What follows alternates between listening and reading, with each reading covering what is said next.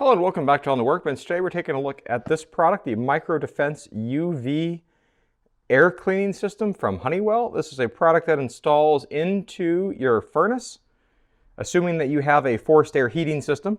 If you're on a boiler or use radiant heat, this probably won't necessarily work as well, although it still may have some effort in the years when you use or parts of the year when you use the AC. And so these are getting harder and harder to find. I know this, given the current circumstance in 2020. So here's what you get in the box. So in the box from Honeywell, okay, we get a lot of cardboard, which is fine. We'll set that aside. I'm suspicious that's a bulb.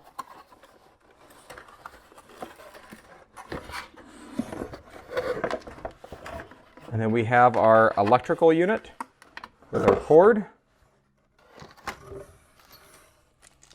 We get 2 mounting screws. We even get a UV air treatment system 4-minute DVD. I feel like this is kind of a retro item, copyright 2006. Obviously, I think 14 years later, after 2006, you'd expect to find this on YouTube. We have a warning sticker. I think this is stickers you're supposed to put onto your ductwork after you install this here. Warning: UV light hazard, harmful to bare skin and eyes. So there's 3 of those stickers in the box. And there's also, I believe that is Spanish at the bottom. Or maybe that's French. Someone who's got better foreign language skills than I, comment below if that's Spanish or French. I think that's French. And then we have our instructions. And so this main part of the unit measures about 7 inches horizontally, and then top to bottom measures also about 7 inches. And so then this has a switch here on the front to be able to allow you to remove the holder. This is where the bulb will go. You can see there's the 4 prongs for the ultraviolet bulb. If we look at the back side, we can see there's a nice gasket here to help seal this up so the light doesn't leak out and there's no gaps in your furnace system, because you want to make sure that you've got a nice firm seal with your ductwork. And then you've got a through hole here and a through hole here to screw this into the side of your ductwork. So measuring, it looks like the cord checks in right about 5.5 feet, perhaps a slightly peculiar length, but that's just what it is. I think it could stretch another inch or so, but there's no reason to put that much tension on the cord. The other box that came with the kit is this one, and this should be the bulb. And so as I open this up here, there's some nice foam and the sleeve. Now, one of the things with this bulb, for it to do its effectiveness, you do not want to get your dirty, greasy, grimy fingers on it. So you're going to want to use a pair of gloves, a paper towel, or something else to be able to install this so you don't actually end up touching the glass on the bulb. It'd be nice if on the packaging here it clearly labeled which end the socket was on so that you knew which end to actually open rather than just having to guess.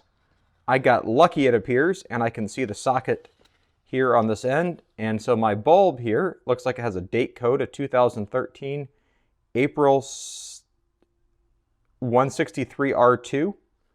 I'm guessing that means made April. I don't know what the 163R2 means, but either way, there's that, and a part number here, RUV bulb 1, and then a sideways 2, kind of peculiar. From looking at this, it looks like this is sort of keyed here based on how this is set up here for this to go into it only one way. And we can see this bulb. It looks like it's going to need a little bit of dusting before it actually goes in.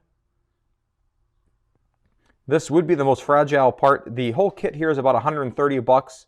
I believe replacement bulbs are somewhere around between $40 and $60, depending upon where you look. And there's a couple different variants of the kit. There's one of these that has 2 bulbs.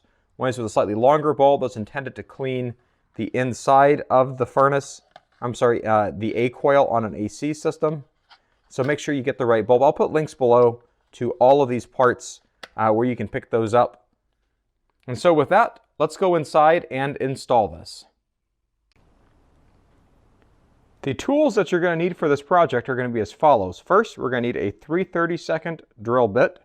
This is going to be able to drill the pilot holes on either side. We're also going to want a 2-inch circular hole saw.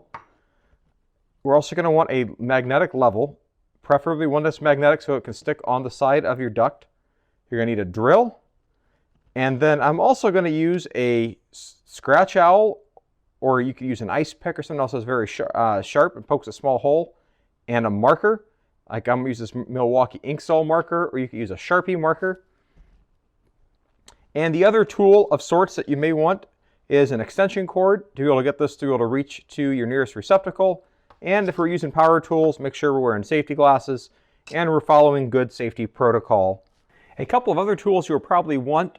One is a automatic center punch to be able to help make a little divot on your furnace ductwork so your drill bit doesn't walk around after you place the marks with your marker. And the other piece you may want is a long reach extendable magnetic pickup to be able to get the chunk that the hole saw drills out of your ductwork. Otherwise, that might be a pain trying to fish around and get that. So having one of these might be really handy. Otherwise, it might be a pain on your wrist.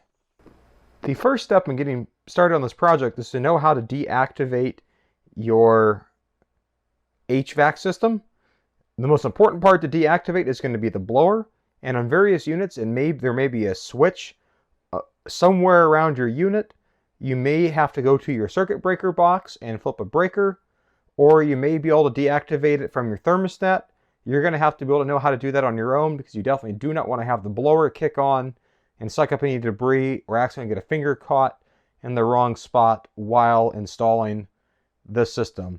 So make sure you shut this off first, and then we can proceed with the rest of the installation.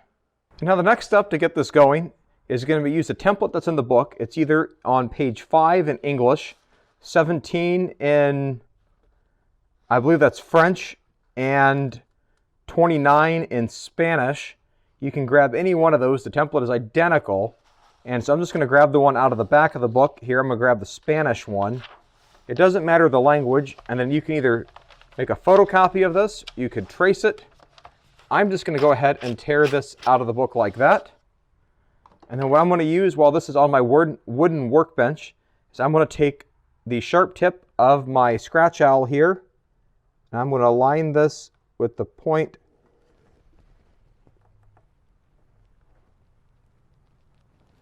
like that. I'll make a small hole there.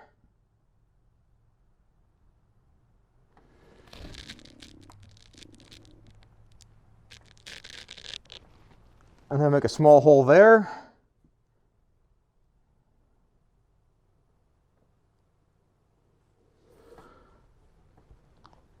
And a small hole where the pilot for the hole saw needs to go.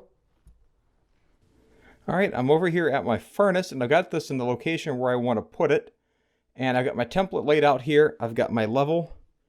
You can see my bubble there is right in the middle. It should be showing level.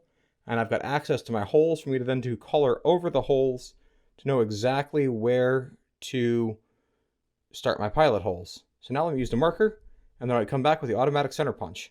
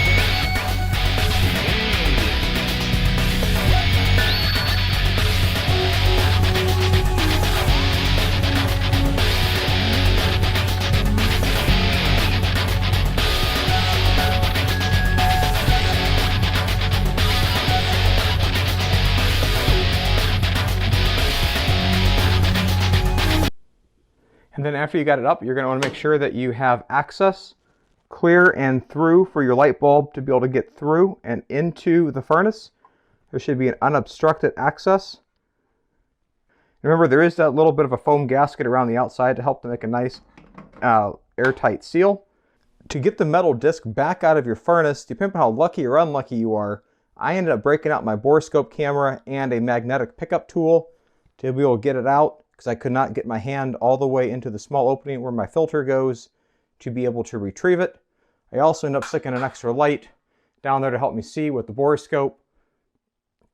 And so again, depending on how your luck and how your filter access is will affect how that is, but you absolutely must get this out, because you do not want this accidentally getting pulled into your filter and cutting it, or getting sucked into your blower, because this will cause all sorts of damage to your filter and or your blower. This does have sharp edges on it, so be very careful when you go to get this. The next step is going to be to install the UV bulb, so make sure you go back and wash your hands. My hands were kind of dirty before. Then you're also going to want to make sure you get like a shop towel or gloves, because you do not want to touch the bulb with your hands. So then we're going to get the bulb out of the box. I'm going to be using a paper towel here. I'll be very careful because this bulb is worth about $50, give or take. If I can get this to show up right, this bulb is made by Philips, and it was made in Poland. How interesting. And so you can see how this is keyed on the top with these little grooves right here and right here. To pay attention to that in the receptacle. And so now we're going to go ahead and put this in.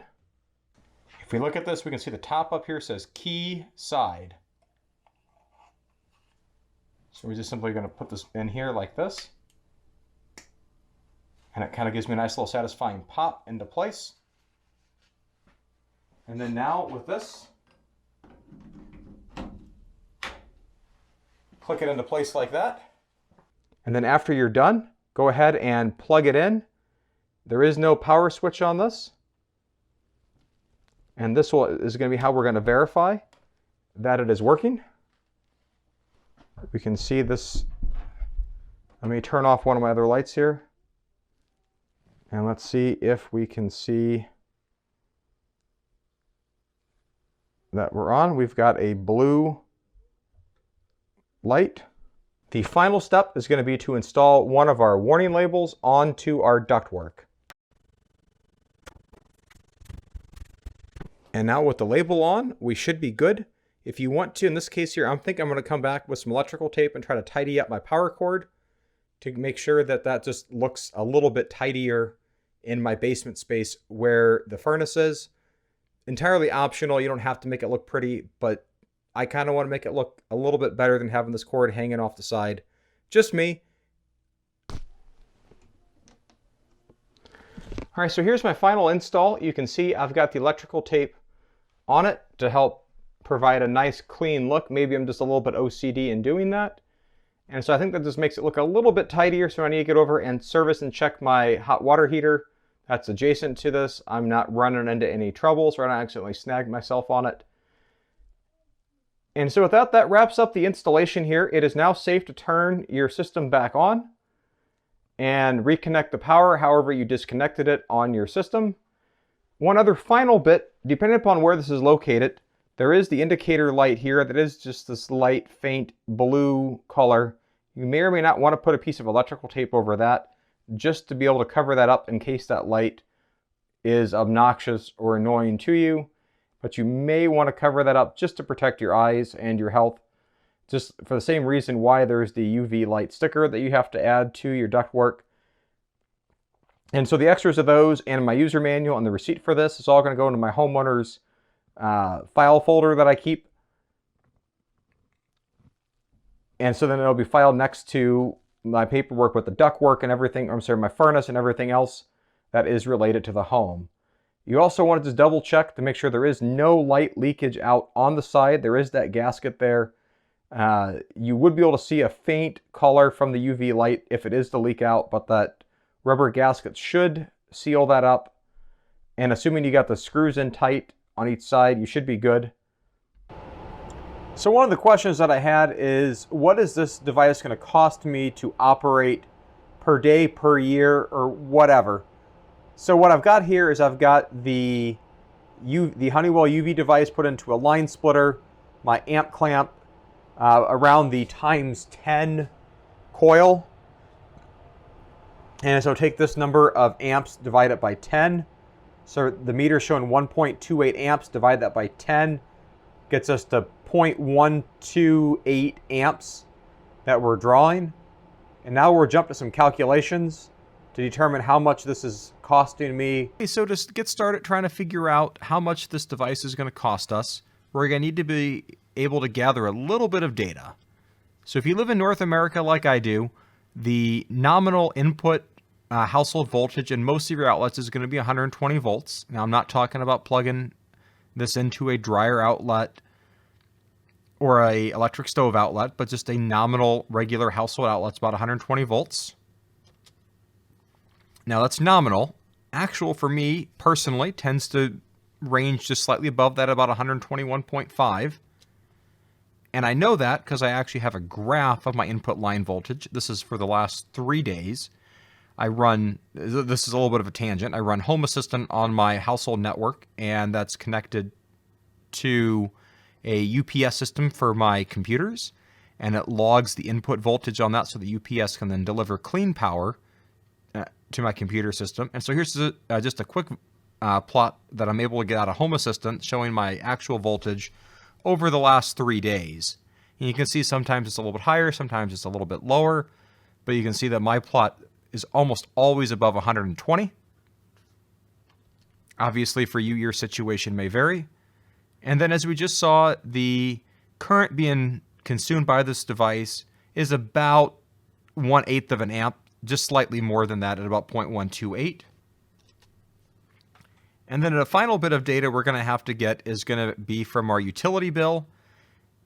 Various utilities will break out their costs in multiple ways. So I'm fortunate that mine breaks out most of my costs from various taxes and fees, delivery charges, line charges on a per kilowatt hour basis.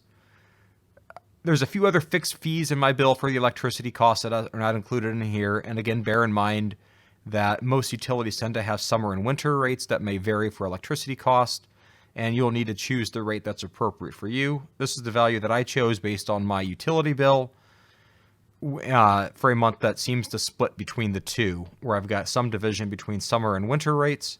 This is fair for now, and we're just going to work with this. Now, to be able to do some more calculations and extrapolate on the data that we just collected, the first thing we're going to need to do is to figure out what is the power being used by this Honeywell UV device. And so our power equation is volts times amps. And so in my case, we got 121.5 volts times 0.128 amps, gives us a total power utilization, or power usage, of about 15.5 watts. Now, most utility bills are rated or listed in terms of kilowatt hours, so we need to turn that into kilowatts. And so a kilowatt is just 1,000 watts. It's the kilos, the metric prefix for 1,000. And so 15.552 divided by 1,000 gives us about 0.0152 kilowatts that are being consumed by this device. Now, because the utility, again, bills by kilowatt hour, we got a little bit of time calculation to do for reference. So 1 day is 24 hours. I think we all know that. 1 week, 168 hours. A month, 720 hours. And 1 year, 8,760 hours. Obviously, if there's a leap year, there's going to be 24 extra hours. Or you could multiply this out for 365.25 days if you really want to worry about leap year calculations. And then now, with those numbers in mind, we can jump to our cost calculations. So first, for a day, all my numbers are displayed on the screen here, works out to about 2.7 cents per day. On a weekly basis, we're looking at about 19 cents per week. On a monthly basis, we're looking at about 82 cents. And on an annual basis, we're looking at about $10, or just a smidge below that. And so in essence, what we saw earlier is that we're basically looking at this as about a 15.5 watt light bulb, just for comparison of what you might find around your house. Here's my final setup. You can see I ended up putting bits of electrical tape here over the top of that just to cover the LED. That became a little obnoxious. I've got the rest of the cables there taped up there just to be out of the way, so when I need to service my water heater or check on the status of that, I don't accidentally hit it. I also, in the process of following up with this, discovered a few other little spots I had to put some foil tape on to be able to just seal up where some UV light was leaking out. I had a handful of little spots like that as little bits of follow-up that I needed to do to make sure that my light was all properly contained. And so with that, that wraps up the video about this Honeywell UV air treatment system. Found this video useful and interesting, give it a thumbs up. I'll put a few links below to some of the tools and items that I use in this video. Check out those links, help support this channel, and have a great day.